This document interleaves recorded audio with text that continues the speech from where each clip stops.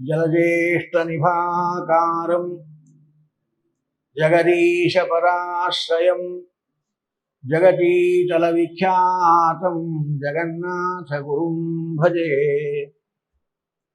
हरिकथामृतसार गुरुಗಳ ಕರುಣದಿಂದಾಪನಿತು ಕೇಳುವೆ, ಪರಮ ಭಗವದ್ಭಕ್ತರಿದನಾದರದಿ ಕೇಳುವುದು. ಅಂಗುಟಾಗ್ರದಿ ಜನಿಸಿದ ಮರತರಂಗಿಣಿಯು ಲೋಕತ್ರಯಗಳ ಹಿಂಗಿಸುವಳು, ಅವ್ಯಾಕೃತಾಕಾಶಾಂತ ವ್ಯಾಪಿಸಿದ ಇಂಗಡಲ ಮಗಳೊಡೆಯನ ಅಂಗೋಪಾಂಗಗಳಲಿಪ್ಪ ಅಮಲ ಅನಂತ ಸುಮಂಗಲ ಪ್ರದನಾಮ ಪಾವನ ಮಾಳ್ಪದೇನರಿದು. ಜಗನ್ನಾಥದಾಸರು ಭಗವಂತನ ಅಪಾರವಾದ ಕರುಣೆಯನ್ನು ಚಿಂತಿಸುತ್ತಾ, ಆ ಚಿಂತನೆಯನ್ನು ಭಕ್ತಜನರಿಗೆ ಕೊಡುತ್ತಾ, ಚಿಂತಕರಿಗೆ ಕೊಡುತ್ತಾ, ಅವನ ನಾಮಸ್ಮರಣೆ ನಮ್ಮನ್ನು ಪವಿತ್ರರನ್ನಾಗಿ ಮಾಡುತ್ತದೆ. ಅವನ ನಾಮ ಸ್ಮರಣೆ ನಮ್ಮನ್ನ ಎಲ್ಲ ಪಾಪ ಕಳೆದು ಅನುಗ್ರಹಿಸುತ್ತದೆ ಎನ್ನುವಲ್ಲಿ ಒಂದು ವಿಚಿತ್ರವಾದ ಮಾತನ್ನು ಹೇಳ್ತಾರೆ. ಅಂಗುಟಾಗ್ರದಿ ಜನಿಸಿದ ಅಮರ ತರಂಗಿಣಿಯು ಲೋಕತ್ರಯಗಳ ಅಘ ಹಿಂಗಿಸುವರು ಅಂತಾರೆ. ಮೊದಲಿಗೆ ಅಂಗುಟಾಗ್ರದಿ ಭಗವಂತ ವಾಮನನಾಗಿ ಅವತಾರ ಮಾಡಿದ. ಕಶ್ಯಪರಿಂದ ಉಪನೀತನಾಗಿ, ಋಷಿಗಳಿಂದ ಪ್ರಾರ್ಥಿತನಾಗಿ, ಬಲಿಚಕ್ರವರ್ತಿಯ 100ನೇ ಅಶ್ವಮೇಧ ಯಾಗಕ್ಕೆ ಬಂದ. ಒಟ್ಟು ಬ್ರಹ್ಮಚಾರಿ ರೂಪದಲ್ಲಿದ್ದ ವಾಮನ 8 ವರ್ಷದ ಮಗುವಿನ ರೂಪ ಧಾರಣೆ ಮಾಡಿ ಬಲಿಚಕ್ರವರ್ತಿಯ ಆ ಯಜ್ಞಶಾಲೆಯನ್ನು ಕುರಿತು ಬಂದ. ಆ ಸುಂದರ ರೂಪವನ್ನು ನೋಡಿ ಸ್ವಾಗತಿಸಿ ಆದರಿಸಿದ ಬಲಿಚಕ್ರವರ್ತಿ, ನೀನು ಏನು ಬಯಸಿದರೆ ಅದನ್ನು ನಿನಗೆ ದಾನವಾಗಿ ಕೊಡ್ತೇನೆ, ಕೇಳು ಅಂದಾಗ ವಾಮನ ತನ್ನ ಪಾದ ಪರಿಮಿತವಾದ 3 ಪಾದ ಭೂಮಿಯನ್ನ ಕೊಡುವುದಾಗಿ ಕೇಳಿದ. ತನ್ನ ಪಾದ ಪರಿಮಿತವಾದ 3 ಪಾದ ಭೂಮಿ ಅಟ್ಟು ಕೊಟ್ಟರೆ ಸಾಕು, ನಾನು ಬ್ರಹ್ಮಚಾರಿ, ನೀನು ಗಜದಾನ ಮಾಡಬಹುದು, ಗಜ ರಕ್ಷಣೆ ಮಾಡೋದು ಹೇಗೆ? ನಾನು ಅದೆಲ್ಲ ಆಗಲು ನನ್ನ ಸ್ಥಳದಲ್ಲಿ ನಾನು ಕೂತು ಸಂಧ್ಯಾ ವಂದನೆ ಮಾಡ್ಲಿಕ್ಕೆ ಬೇಕಾದ ನನ್ನ ಪಾದ ಪರಿಮಿತವಾದ 3 ಪಾದ ಭೂಮಿ ಕೊಟ್ಟರೆ ಸಾಕು ಎನ್ನುವುದಾಗಿ 3 ಪಾದ ಭೂಮಿಯನ್ನು ಕೇಳಿದೆ. ನಾವು ಬ್ರಾಹ್ಮಣರು ಹೆಚ್ಚಿನದನ್ನ ಬಯಸಬಾರದು. ದೇವರು ಕೊಟ್ಟದ್ದರಲ್ಲಿ ಸಂತೋಷವಾಗಿರಬೇಕು, ಬಯಸಲೇಬಾರದು. ಬಯಸಿದರೂ ಎಷ್ಟು ಅವಶ್ಯವೋ ಅಷ್ಟು ಬಯಸಬೇಕು, ಹೆಚ್ಚಿನದನ್ನು ಬಯಸಬಾರದು. ಇದು ನನ್ನ ಬ್ರಾಹ್ಮಣ ಧರ್ಮ, ನಾವು ತಪೋಧನರು ಎನ್ನುವುದಾಗಿ ಹೇಳಿ ಹಠದಿಂದ ಅವನಿಂದ 3 ಪಾದ ಭೂಮಿಯನ್ನು ಪಡೆಯುತ್ತಾನೆ ವಾಮನ. ವಾಮನನ ಮಾತಿನಂತೆ ನಿನ್ನ ಪಾದ ಪರಿಮಿತವಾದ 3 ಪಾದ ಭೂಮಿಯನ್ನು ನಾನು ಕೊಡ್ತೇನೆ ಅಂತ ಬಲಿಚಕ್ರವರ್ತಿ ಸಂಕಲ್ಪಿಸಿದಾಗ ವಾಮನನ ಪಾದ ಬೆಳೆಯಿತು. 1 ಪಾದದಿಂದ ಇಡೀ ಬ್ರಹ್ಮಾಂಡವನ್ನು ವ್ಯಾಪಿಸಿದ. ಮತ್ತೊಂದು ಪಾದ ಊರ್ಧ್ವಲೋಕ ಅಳೆಯಿತು. ಊರ್ಧ್ವಲೋಕಕ್ಕೆ ಬೆಳೆದ ಆ ಪಾದ ಭೂಲೋಕ, ಸ್ವರ್ಗಲೋಕ, ಮಹರ್ಲೋಕ, ಜನೋಲೋಕ, ತಪೋಲೋಕ, ಸತ್ಯಲೋಕವನ್ನು ದಾಟಿ ಬೆಳೆಯಿತು. ಸತ್ಯಲೋಕದ ಆಚೆ ಇರುವ ಬ್ರಹ್ಮಾಂಡ ಖರ್ಪರಕ್ಕೆ ಆ ಬೆರಳಿನ ಉಗುರಿನ ತುದಿ ತಾಕಿದಾಗ ಆ ಖರ್ಪರ ಸೀಳಿ ಹೊರಗಿನ ಆವರಣದಲ್ಲಿರುವ ನೀರು ಬ್ರಹ್ಮಾಂಡದ ಒಳಗೆ ಪ್ರವೇಶಿಸಿ, ಆಗ ಬ್ರಹ್ಮದೇವರು ಕಮಂಡಲಿನಲ್ಲಿ ಆ ನೀರಿನ ಧಾರೆಯನ್ನ ಹಿಡಿದು ತ್ರಿವಿಕ್ರಮ ರೂಪದಿಂದ ನಿಂತ ಆ ವಾಮನ ತ್ರಿವಿಕ್ರಮನಾಗಿದ್ದ. ತ್ರಿವಿಕ್ರಮನ ಪಾದಪೂಜೆ ಮಾಡುತ್ತಾರೆ ಬ್ರಹ್ಮದೇವರು. ಆ ಪಾದಪೂಜೆ ಮಾಡಿದಾಗ ಹರಿದು ಬಂದ ನೀರು ಅದೇ ಅಮರ ತರಂಗಿಣಿ. ಅಂಗುಟಾಗ್ರದಿ ಜನಿಸಿದ ಭಗವಂತನ ಬೆರಳಿನ ತುದಿಯ ಸ್ಪರ್ಶವಾದಾಗ ಏನು ಬ್ರಹ್ಮಾಂಡ ಖರ್ಪರ ಸ್ಫೋಟವಾಯಿತೋ ಅಲ್ಲಿ ನೀರು ಹರಿದು ಬಂತು. ಅಂಗುಟಾಗ್ರದಿ ಜನಿಸಿದ ಅಮರ ತರಂಗಿಣಿ. ದೇವಲೋಕದಲ್ಲಿ ಹರಿಯಿತು ಆ ನದಿ. ಶಿಂಶುಮಾರ ಲೋಕ, ಕೈಲಾಸ ಪರ್ವತ ಎಲ್ಲ ಕಡೆ ಹರಿದು ಬಂದಾಗ ಆ ಭಗವತ್ಪಾದೋದಕ ಅಂತ ಧ್ರುವಲೋಕದಲ್ಲಿ, ಶಿಂಶುಮಾರ ಲೋಕದಲ್ಲಿ ಧ್ರುವ ಕೈಲಾಸ ಪರ್ವತದಲ್ಲಿ ಶಿವ ಅದನ್ನು ಧರಿಸಿದ್ರು, ಭಗವಂತನ ಪಾದೋದಕ ಅಂತ ಧರಿಸಿ ಪವಿತ್ರರಾದರು ಅಂತ ಹೇಳ್ತಾರೆ. ಇಂತಹ ಈ ನದಿ ದೇವಲೋಕದಲ್ಲಿ ಹರಿಯಿತು. ಭಗವಂತನ ಪಾದದಿಂದ ಹುಟ್ಟಿದ ಆ ನದಿ ಹರಿಪಾದೋದಕ ಅಂತ ದೇವಲೋಕದಲ್ಲಿ ಹರಿದಾಡಿತು. ಈ ದೇವಲೋಕದಲ್ಲಿ ಹರಿದ ನದಿ ಆದ್ದರಿಂದ ಇದನ್ನ ಅಮರ ತರಂಗಿಣಿ ಅಂತ ಕರೆದರು. ಅಮರರು ಅಂದ್ರೆ ದೇವತೆಗಳು. ಅಮರ ತರಂಗಿಣಿ ಅಂದ್ರೆ ನದಿ. ದೇವಲೋಕದಲ್ಲಿ ಆ ವಿಷ್ಣುಪಾದ ಉದಕ ರೂಪವಾಗಿರತಕ್ಕಂತಹ ನದಿ ಹರಿದು ಬಂದು ದೇವಲೋಕದಲ್ಲಿ ಹರಿದಾಡಿತು. ಮುಂದೆ ಭಗೀರಥ ತನ್ನ ಮುಟ್ಟಾತಂದರನ್ನ ಉದ್ಧಾರ ಮಾಡಬೇಕು. ಕಪಿಲ ಋಷಿಗಳ ನೇತ್ರಾಗ್ನಿಗೆ ಸುಟ್ಟು ಭಸ್ಮವಾಗಿದ್ದಾರೆ, ಗಂಗಾ ಸ್ಪರ್ಶದಿಂದ ಮಾತ್ರ ಅವರಿಗೆ ಸದ್ಗತಿ ಅಂತ ನಾರದರು ಹೇಳಿದ್ದಾರೆ. ಕಾರಣ ಅವರನ್ನು ಉದ್ಧಾರ ಮಾಡಬೇಕು ಅಂತ ತಲಾಂತರ ಭಾಗೀರಥಿಯ ಉಪಾಸನೆ ನಡೆದಿತ್ತು.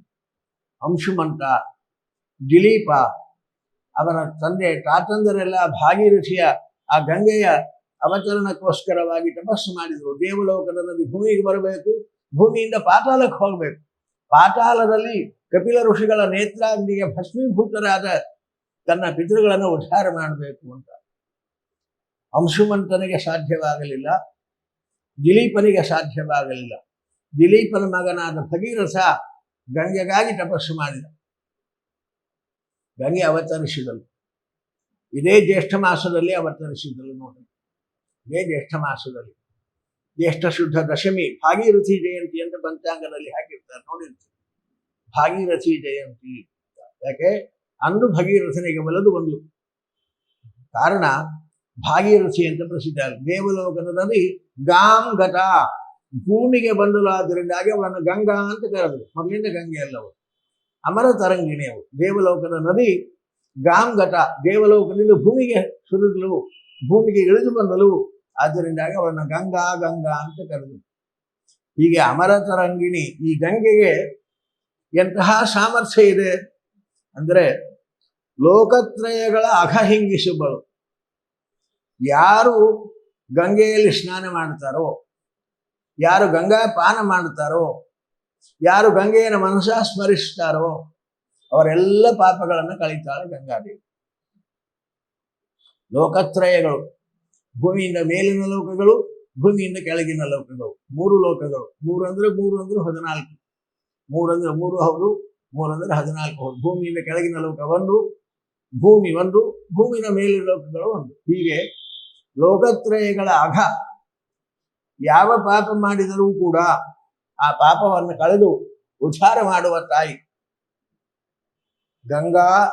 ಗಂಗೇಟಿಯೋ ಬ್ರೂಯಾತ್ ಯೋಜನಾನಾಂ ಶತೈರಪಿ ಮುಚ್ಯತೆ ಸರ್ವ ಪಾಪೇಭ್ಯೋ ವಿಷ್ಣುಲೋಕಂ ಸಗಚ್ಚತಿ ಅಂತಾರೆ ಶಾಸ್ತ್ರಕಾರರು.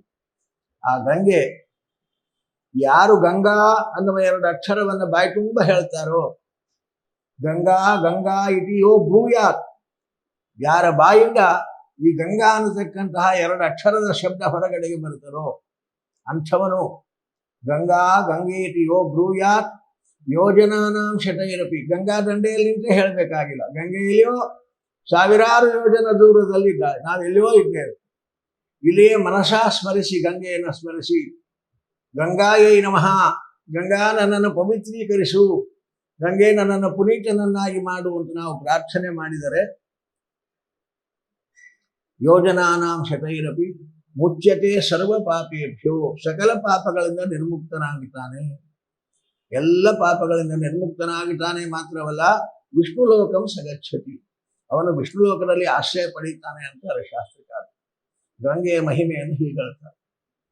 ಗಂಗಾ ಅನ್ನುವ 2 ಅಕ್ಷರ ನಮ್ಮ ಬಾಯಲ್ಲಿ ಬಂದರೆ ಸಾಕು, ಎಲ್ಲ ಪಾಪಗಳನ್ನು ಕಳೆಯುತ್ತಾಳೆ. ಸ್ನಾನ ಮಾಡುವಾಗ, ಪೂಜೆ ಮಾಡುವಾಗ, ಪೂಜೆಗೆ ನೀರನ್ನು ಅಭಿಮಂತ್ರಿಸುವಾಗ ಗಂಗೆಯನ್ನು ಸ್ಮರಣೆ ಮಾಡಿದರೆ ಮಾಡಬೇಕು, ಎಲ್ಲ ಪಾಪಗಳಿಂದ ನಿರ್ಮುಕ್ತರಾಗುತ್ತೇವೆ. ಇದು ಗಂಗೆಯ ಮಹಿಮೆ.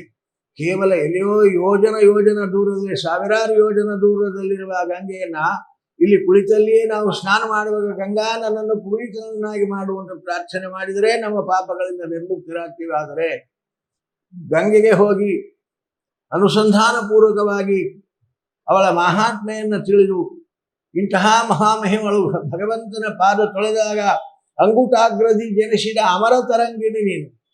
ಭಗವಂತನ ಪಾದ ತೊಳೆದ ಭಗವಂತನ ಪಾದೋದಕ ನೀನು. ಜಗತ್ತಿನ ಪಾಪಗಳನ್ನು ಕಳೆಯುವುದಕ್ಕೋಸ್ಕರವಾಗಿ ಭಗವಂತ ತನ್ನ ಪಾದದಿಂದ ನಿನ್ನನ್ನು ಸೃಷ್ಟಿ ಮಾಡಿದ್ದಾನೆ. ಹೇ ತಾಯಿ ಗಂಗಾ, ನನ್ನ ಎಲ್ಲ ಪಾಪಗಳನ್ನು ಕಳೆದು ಅನುಗ್ರಹಿಸು, ಪ್ರಾರ್ಥನೆ ಮಾಡು ಅಂತ ಅವಳನ್ನು ಪ್ರಾರ್ಥಿಸಿ ಸ್ನಾನ ಮಾಡಿದರೆ,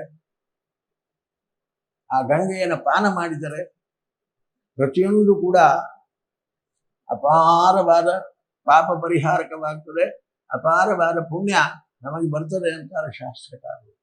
ಹೀಗೆ ನಾಮೋಚ್ಚಾರ, ಗಂಗಾ ಸ್ನಾನ, ಗಂಗಾ ಪಾನ ಒಂದೊಂದು ಕೂಡ ಪರಮ ಪವಿತ್ರವಾಗಿರತಕ್ಕಂಥದ್ದಾಗಿದೆ. ಯಾಕೆ?